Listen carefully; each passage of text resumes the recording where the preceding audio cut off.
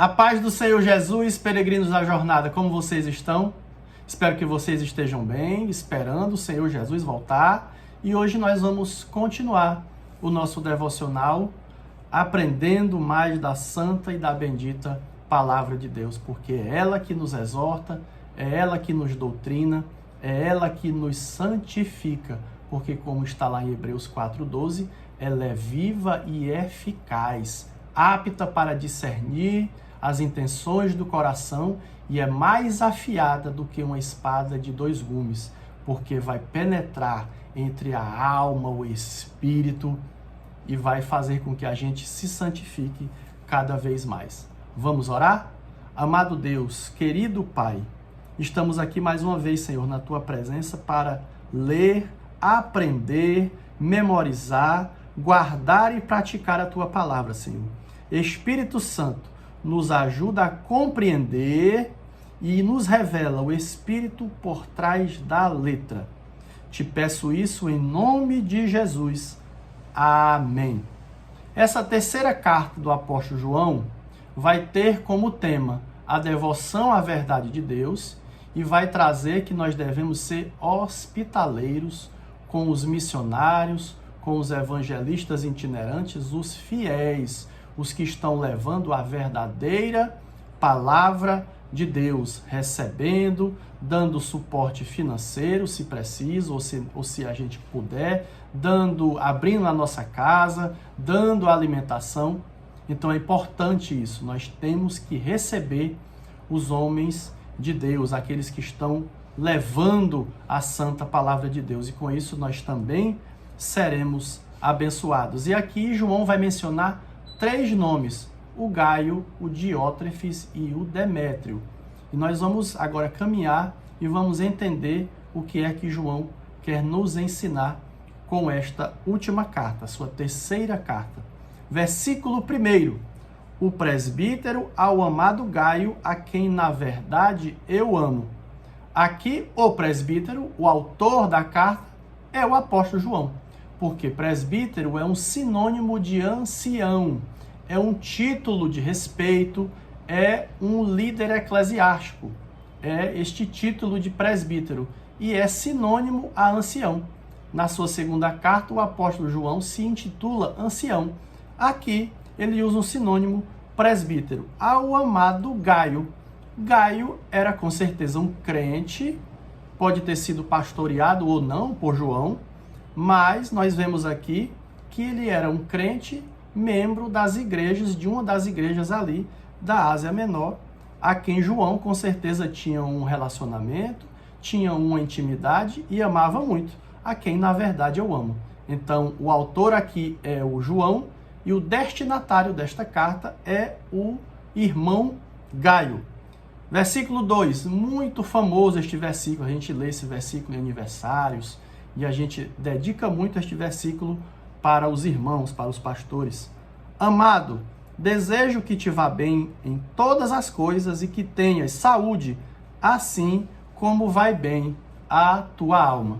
Esta saudação de João pode deixar implícito que o Gaio poderia ter alguma enfermidade ou que ele poderia ter ali alguma enfermidade física, mas espiritualmente ele deveria estar forte. No entanto, nós não sabemos, é mais provável que o apóstolo João estivesse apenas seguindo um protocolo de saudação, dizendo que nós devemos ter saúde tanto física quanto espiritual. Mas o mais importante, claro, é a saúde da nossa alma. E o apóstolo João está apenas aqui fazendo esta saudação e desejando para o irmão Gaio que ele esteja bem, tanto fisicamente quanto espiritualmente.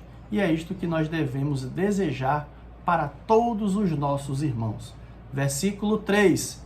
Porque muito me alegrei quando os irmãos vieram e testificaram da tua verdade, como tu andas na verdade. O apóstolo João aqui expressa grande alegria quando ele diz assim: eu fiquei muito feliz, Gaio, porque os irmãos estão dando testemunho de que tu andas na verdade. Ou como é bom nós nos alegrarmos quando vemos os nossos irmãos bem, quando nós vemos os nossos irmãos sendo fiéis, andando na verdade, né? Infelizmente, há muitos irmãos que se alegram quando o irmãozinho cai, quando o irmãozinho peca, e isto não é de Deus. Aqui nesse versículo 3, o Senhor fala muito conosco nisto. Nós devemos nos alegrar quando o irmão está andando em verdade, está andando em fidelidade. Então, o irmão Gaio estava bem, testemunhando bem, andando na verdade, e isso alegrou o apóstolo João. Versículo 4, não tenho maior gozo do que este, o de ouvir que os meus filhos andam na verdade. Quer alegria maior do que para um pai espiritual? Ou seja, aqui nesse versículo, nós podemos aqui conjecturar e nós podemos inferir que possivelmente o Gaio fosse filho na fé do apóstolo João.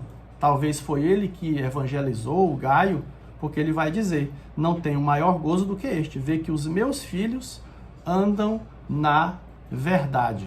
Então aqui nós vamos ver que o apóstolo João está aí dizendo que não tem maior alegria do que ver o seu filho na fé, o Gaio, andando na verdade. Versículo 5. Amado, procedestes fielmente em tudo o que fazes para com os irmãos e para com os estranhos, que em presença da igreja testificaram do teu amor, aos quais, se conduzires como é digno para com Deus, bem farás, porque pelo seu nome saíram, nada tomando dos gentios. Portanto, aos tais devemos receber, para que sejamos cooperadores da verdade. Então, o apóstolo João está falando aqui que nós temos que ter esta responsabilidade de conduzirmos os irmãos e de recebermos os cooperadores da verdade. Por isso nós temos que ter discernimento em recebermos os da verdade, e os da mentira a gente joga fora. Então, esses versículos dos 5 a 8, o apóstolo João está dizendo que nós devemos receber os mensageiros itinerantes do evangelho. É um dever do povo de Deus contribuir com as necessidades da obra missionária. Então, o apóstolo João aqui está dando esta incumbência a nós e parabenizando que o Gaio está aqui realmente contribuindo e recebendo os irmãos fiéis e que são cooperadores da verdade, tanto os que ele conhece quanto os estranhos. Agora ele vai começar no versículo 9. Tenho escrito à igreja, mas Diótrefes, que procura ter entre eles o primado, não nos recebe. Este termo aqui, primado, diz para nós que com certeza esse Diótrefes aqui, ele queria ser maior, ele queria ser grandão, e estava agora sendo repreendido pelo apóstolo João, que não estava nem recebendo os irmãos, nem deixou de receber algumas vezes o apóstolo João, e nem recebeu alguma de suas cartas. Então, João está aqui repreendendo o Diótrefes, que não recebia os irmãos missionários, os que estavam sendo cooperadores da verdade. E aqui eu quero trazer uma lição. Com certeza, esse Diótrefes aqui estava cometendo este erro porque ele foi para um dos extremos. Como assim, irmão Fernando? Nós temos que ter discernimento para identificar os cooperadores da verdade e temos que ter discernimento para identificar os falsos mestres, aqueles que estão trazendo heresias. A falta de discernimento vai trazer dois extremos. Um extremo, aquele que acredita em todo mundo, aquele que acredita em todos os espíritos, aquele que recebe todo mundo, aquele que se abre e recebe todo mundo, vai, uma vez ou outra, receber os maus, receber os ruins. Aquele que acredita em todas as profecias, em todos os espíritos sem discernimento, vai ser enganado pelos maus espíritos. Entenderam?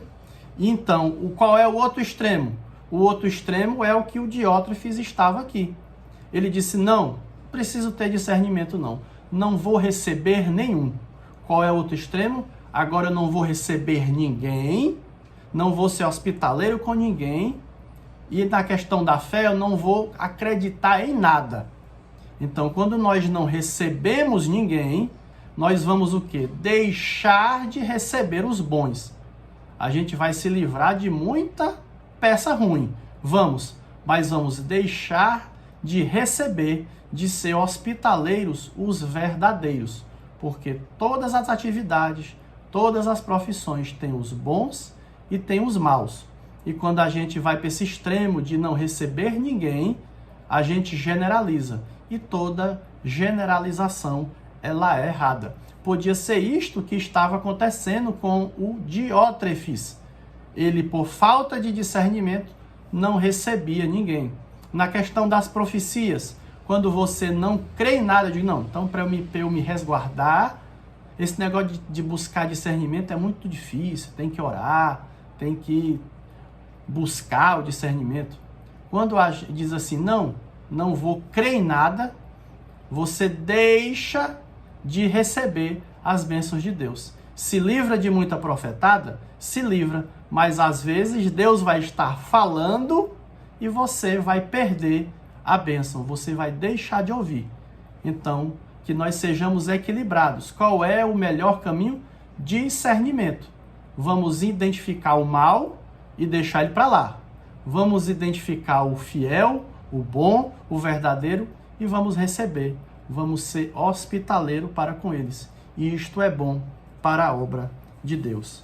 Então, o apóstolo João continua com a exortação ao Diótrefes.